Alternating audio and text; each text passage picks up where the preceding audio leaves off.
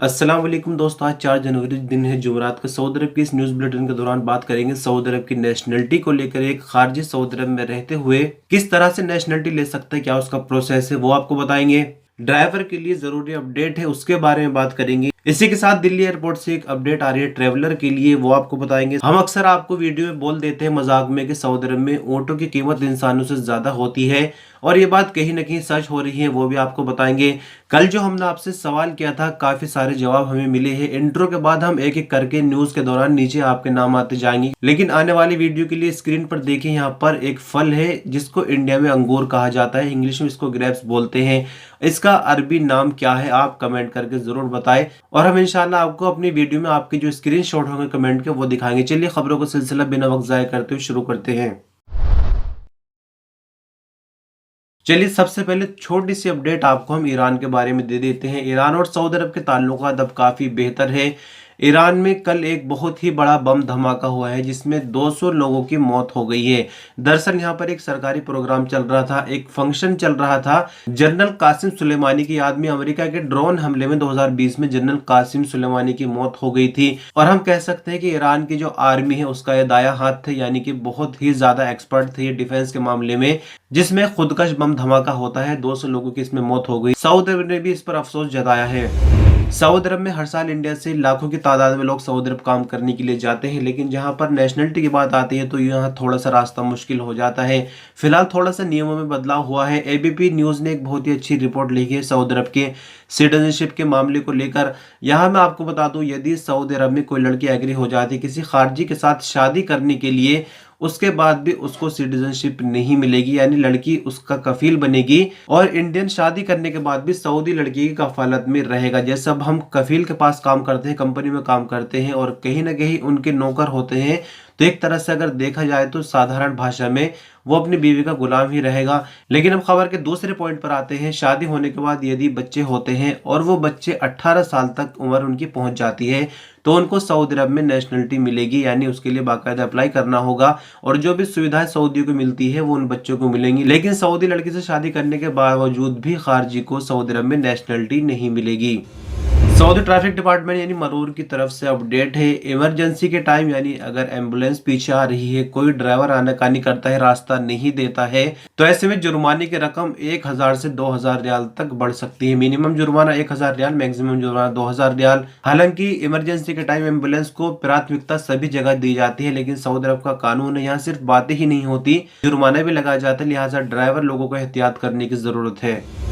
Delhi airport से जो update आ रही है उसके बारे में आपको बताते हैं। यहाँ पर एक नई फैसिलिटी शुरू की गई है, सेल्फ बैगेज ड्रॉप। अब तक हो ये रहा था कि जब हम लाइन में लगते हैं, एयरलाइन का जो काउंटर होता है जहां से हमको बोर्डिंग पास मिलता है, वहीं पर वेट चेक होता है बैगेज का, और फिर बैगेज जमा हो जाता है, जो उसकी स्लिप होती है, बारकोड होता है, वो हमारे बोर्डिंग पास पर चिपका दिया जाता है। लेकिन यहाँ पर एक फैसिलिटी और शुरू की गई है जो कि आपको लाइन में नहीं लगने देगी। आप ऑटोमेटिक मशीन के जरिए ही बैग ड्रॉप कर सकते हैं, बैग डिपॉजिट कर सकते हैं।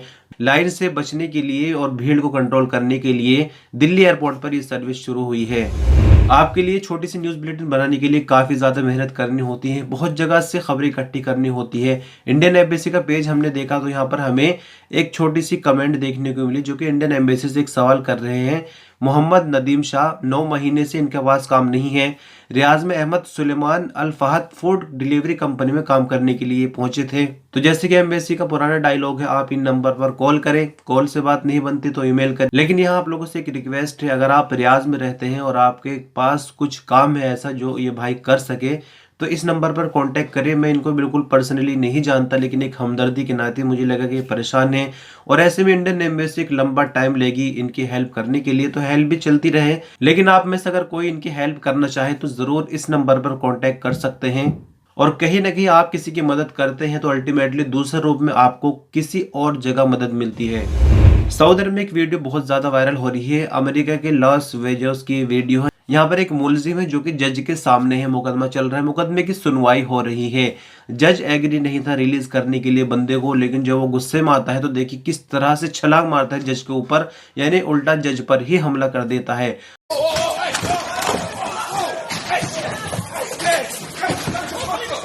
सऊदी अरब के इलाके हफर अल बादी में मिनिस्ट्री ऑफ कॉमर्स की चेकिंग टीमों ने एक फैक्ट्री पर छापा मारा, जहां पर गैर मुल्कियों को बड़ी तादाद में गिरफ्तार किया गया। हालांकि मालिक फैक्ट्री में नहीं पाया गया, सिर्फ खारजी वर्करों को गिरफ्तार किया गया। यहाँ पर जो पुराने टायर होते हैं, सड़े गले टायर होते हैं, उनकी रिपेयरिंग का काम चल रहा था। उनकी एक्सपायरी डेट मिटाकर नई डेट लिखी जा रही थी और जो कट्स और लाइनें होती हैं उनको भी भरा जा रहा था। ये पूरी तरह से इलीगल काम था, वीडियो में भी आप देख सकते हैं। इनके पास किसी तरह का कोई भी लाइसेंस नहीं था। फिलहाल इसके मालिक को तलब किया गया है और यहाँ पर खारजियों को गिरफ्तार कर लिया गया है। सऊदी अरब की राजधानी रियाद में किंग अब्दुल अजीज कैमल फेस्टिवल हर साल ही सर्दियों में चलता है। यहाँ मैं आपको बता दूं, खुजामा नाम की एक ऊँटनी है जिसको पवेलियन में रखा गया है। यानी अब तक जितने ऊँट और ऊँटनियों ने इस मेले में हिस्सा लिया है, सबसे ज्यादा जो कीमत लगी है वो इस ऊँटनी की लगी है। वीडियो में भी आप देख सकते हैं और जानकर हैरान रह जाएंगे। 30 million Saudi riyal, 30 million Saudi riyal को आप 21 या 22 रुपए से कन्वर्ट करके अगर देखेंगे तो आप भी कहीं ना कहीं हिल जाएंगे। एक ऊंट की कीमत सऊदी अरब में इतनी है। और सिर्फ इतना ही नहीं, 30 मिलियन रियाल लगने के बाद भी इसके मालिक ने उस ऊँटनी को नहीं बेचा, यानी इतनी कीमत इसकी लग चुकी है। और अंत में थोड़ी सी अपडेट गजा के लिए। सऊदी अरब से 36वां जहाज मिस्र के अबू अरीश एयरपोर्ट के लिए पहुंच गया है। मदद के इस जहाज में 24 टन से भी ज्यादा सामान मौजूद है, जिसमें खाने पीने के सामान के अलावा मेडिकल सामान, खेमे वगैरह ये सब चीजें शामिल है। और लगातार हम देख रहे हैं कि हर दिन जहाज जा रहा है। बने रहिएगा हमारे साथ। पर अंगूर का अरबी नाम कमेंट में जरूर लिखे। शुक्रिया, हाफिज।